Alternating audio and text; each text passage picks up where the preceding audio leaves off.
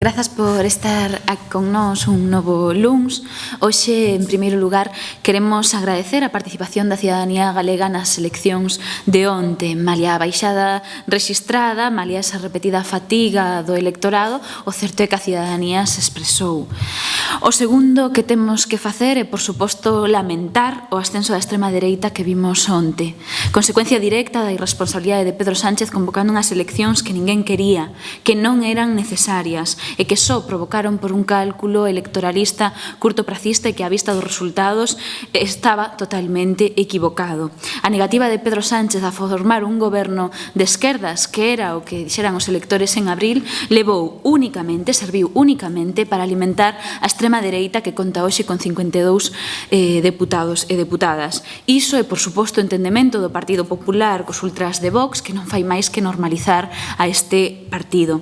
Aínda así, a foto de onte prácticamente a mesma que tiñamos en abril, insistimos, preocupante ascenso da extrema dereita que coloca a Vox como líder ideolóxico dese espazo.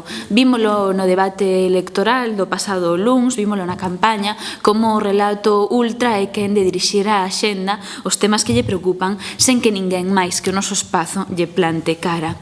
Isto deberá ser, na nosa opinión, a primeira alerta para todas e todos os demócratas, un verdadeiro motivo para non dormir tranquilas, este sí, e dende logo frear o discurso do odio e a intolerancia será o noso principal obxectivo político.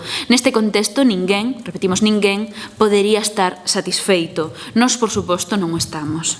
Malia todo, os números permiten, outra vez, un goberno progresista que coloca o noso espazo político no centro como espazo necesario, imprescindible para garantir a gobernabilidade no Estado. Neste senso, estamos moderadamente satisfeitas.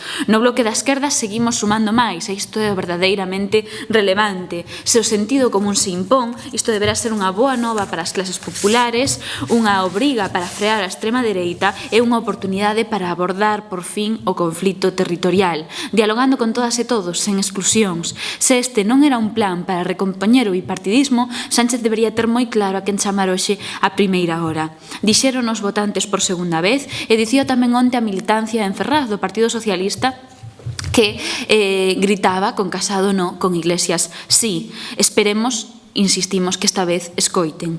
Calquera alternativa que pasara por un entendemento coa dereita sería unha traición aos votantes. Unha vez máis, Sánchez debe decidir ou cos señores que se sentan no IBEX 35 e fan políticas para os seus intereses ou coas maiorías sociais que veñen de expresar novamente a súa preferencia dun goberno progresista. Por nós, insistimos, non vai quedar e chamamos dende xa a constituir un goberno de progreso que acabe coa axenda neoliberal que pretende seguirse impoñendo neste país.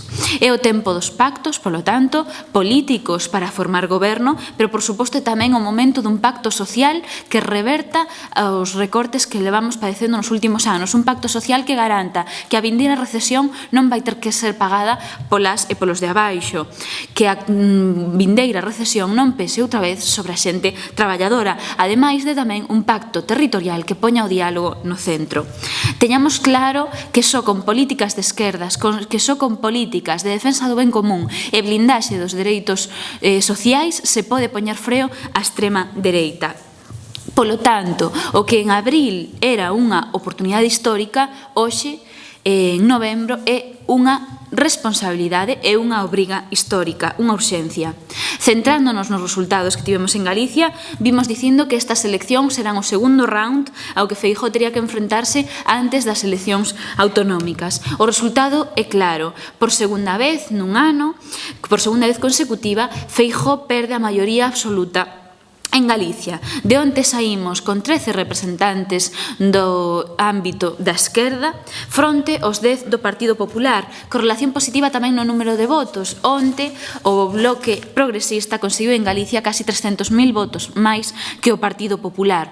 Sinalable, por suposto, que Vox non acadar representación no noso país é unha boa nova, aínda así os seus máis de 114.000 votos alértannos e obrígannos a traballar activamente para que ninguén vexa no no seu discurso supremacista, no seu discurso do odio, de poñer o penúltimo en contra do último, unha saída aos seus problemas. Temos a obriga de traballar nunha alternativa de esquerdas e progreso para este país. Nos entendemos que as eleccións de onte consolidan o noso espazo como a terceira forza política deste país a unha distancia clara co seguinte grupo. Os resultados están aí. Os resultados evidencian que temos un espazo consolidado á esquerda do Partido Socialista, capaz e obrigado a artellar unha alternativa política que despida a década perdida de Feijóo e poña coto á extrema dereita. Dende a rúa e dende as institucións, por suposto, temos unha responsabilidade enorme e ningún tempo máis que perder. A cidadanía galega non pode volver soportar 4 anos de parálise, outra legislatura perdida na que se siga destruindo o emprego, na que sigan aumentando as desigualdades, que sigan minguando os servizos públicos e na que a mocidade teña que emigrar.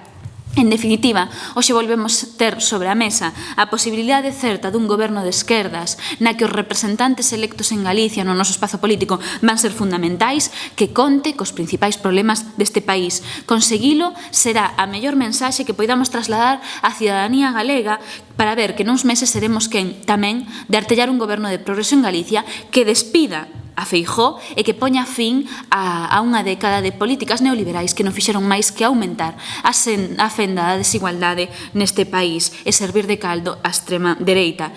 Remato xa, non sen antes enviar un afectuoso saúdo ao pobo boliviano que onte lamentablemente na noite tuvo que ver tamén como triunfaba o golpe de Estado en Bolivia. Mais, se tedes calquera pregunta. Sí, bueno, lo que das que vas máis tamén en Galicia, pero Galicia Común deixouse casi 52.000 votos respecto ás anteriores eleccións xerais e por outra banda de caras autonómicas ya se acaba de facer un chamamento á cooperación anima aos partidos da esquerda a que reflexionen. Temos un peor resultado, é certo, ten un peor resultado toda a esquerda, é sabido por todos que a fragmentación penaliza a esquerda. Nestas eleccións competía en Galicia un partido máis que consigue casi a porcentaxe de votos que nos deixamos nós. Se a isto sumamos a baixada da participación e a abstención, pois efectivamente non é unha noticia positiva. O noso obxectivo daqui ás vindeiras eleccións é combatir a abstención, é combatir a extrema dereita e, dende logo, ilusionar a todas as persoas que nestas eleccións decidiron quedar na casa. Estarían dispostos a cooperar con a Marea neste caso, a un tipo de fórmula para evitar esa fragmentación na esquerda, nas autonómicas? Sorpréndeme que quen non se presenta ás eleccións teña algo que aportar neste debate e cando nas últimas eleccións tuveron apenas un 1% dos votos. Eu creo que é serio e, dende logo, por suposto, hai que dialogar e cooperar coas forzas cas que fomos quen de colocarnos como principal partido na oposición en Galicia no 2016.